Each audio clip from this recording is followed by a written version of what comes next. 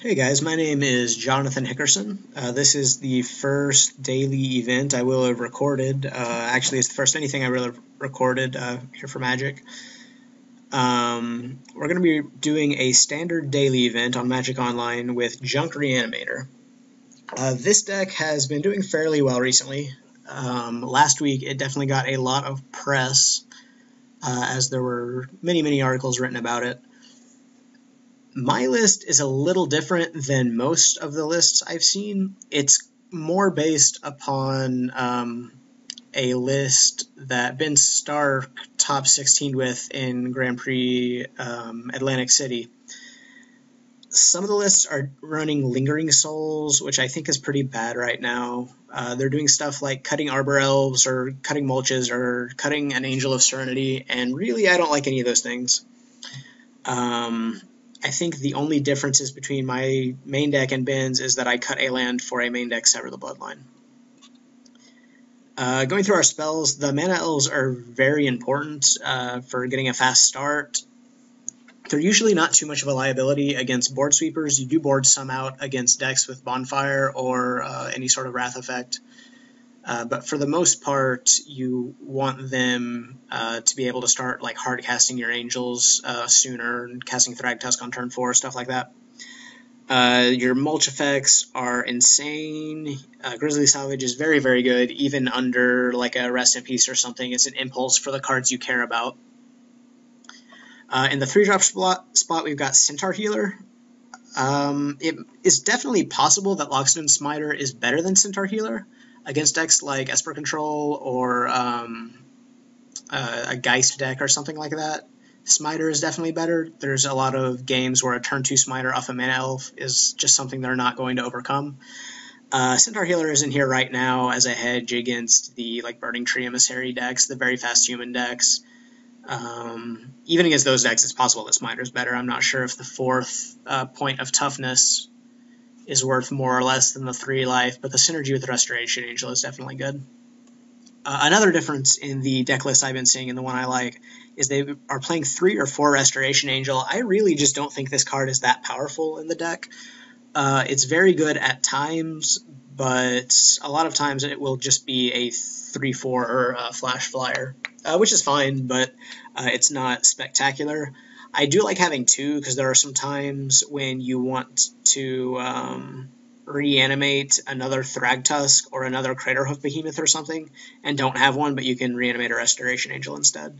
I have won games where I needed to Craterhoof 2 turns in a row, and was able to do that with a Craterhoof and a Restoration Angel. So it has its purposes. I don't think it's a 4-of in this deck. Obviously, Thragtusk and Arboreal Rites are kind of the core of the deck. Angel of Serenity is absurd against any creature deck by the time you can cast it. It's not as good against dedicated control decks, but even there you can play a 5/6 flyer that like brings back a Thragtusk and a Centaur Healer to your hand or something. And then Craterhoof is the kind of card that's either very powerful or very much not, depending upon the game and the board state. Angel of Serenity is very good at getting you back in the game when you are behind. Craterhoof usually doesn't do that, but he is good for breaking up stalled boards. If you're playing against like a Thragtusk mirror where you both have a bunch of Beast tokens and Thragtusks, then Craterhoof is exactly what you want, because you can just kill them in one shot. The land base is about what you would expect. This deck seems to run between 1 and 3 colorless lands. I like a Gavany Township instead of a Vault of the Archangel, even though I'm not running Lingering Souls. I just like the effect better. It's possible that Vault of the Archangel is better, but I do not care for it much of the time.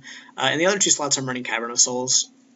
Against any Dissipate deck, it's pretty important to hit a Cavern of Souls, and you almost always want 2, which is why we're running a 3rd one on the board. If you get one on Beast, you can cast your Thragtusks and Craterhoofs without fear of a Dissipate, and then Angel hits your Restoration Angels and Angel of Serenity, so it's very hard for decks like Esper Control to beat an uncounterable Craterhoof Behemoth. That's frequently how games will end.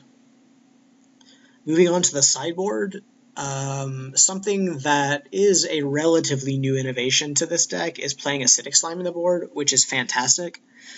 Other decks are usually going to board some combination of Grafdigger's Cage, Rest in Peace, Ground Seal, Slaughter Games, or Deathrite Shaman against you. And Acidic Slime hits 3 of those 4 cards. It's also very good against control decks. Killing a Detention Sphere or a land at a timely point in the game can be very good.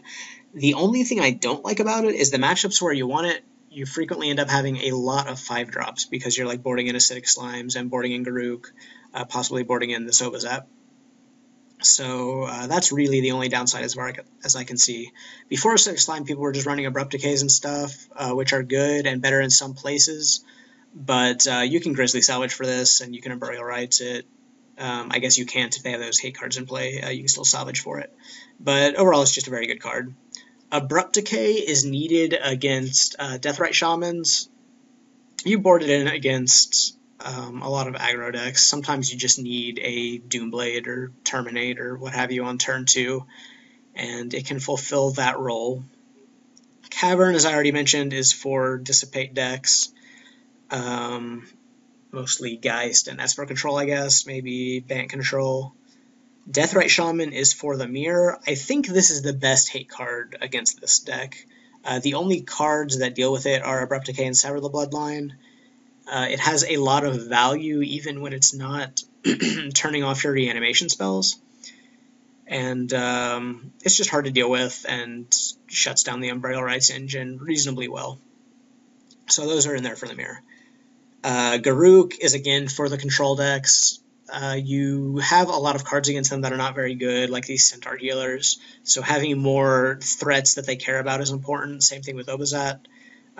This is just an aggressive 5-drop that does not get killed by Wrath effects. It also doesn't get hit by Ultimate Price or Abrupt Decay. There's just not a lot of cards that kill it right now, so it's just a resilient threat. Sever the Bloodline, we have an extra one in the sideboard.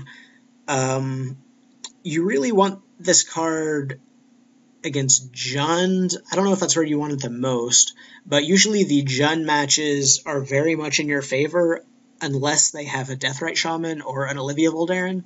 There are games that you will think you're totally ahead, and then they'll cast an Olivia with a bunch of mana open, and all of a sudden it doesn't look too good for you.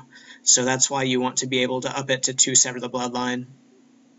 And then Tragic Slip is just for the very aggressive decks. It's another early removal spell. It's not the best, but it kills a Falcon Wrath Aristocrat as well, which is important because that's a card our deck is relatively soft against. We can Angel of Serenity it, I guess, but if we're casting Angel of Serenity in those matchups, we should be winning anyway.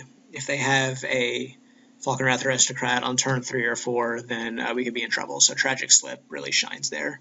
It also kills Champion of the Parish. You can set up situations where you can get it morbid and kill something bigger, but that's the deck. I hope you like it. Thanks for watching these videos. I will happily take any criticism or feedback you have. I'm not used to talking and explaining my plays while I do this, so there's a good chance I will mess some things up. So let me know in the comments if there's anything about the formatting you would change or any plays I missed. And I will see you for round 1.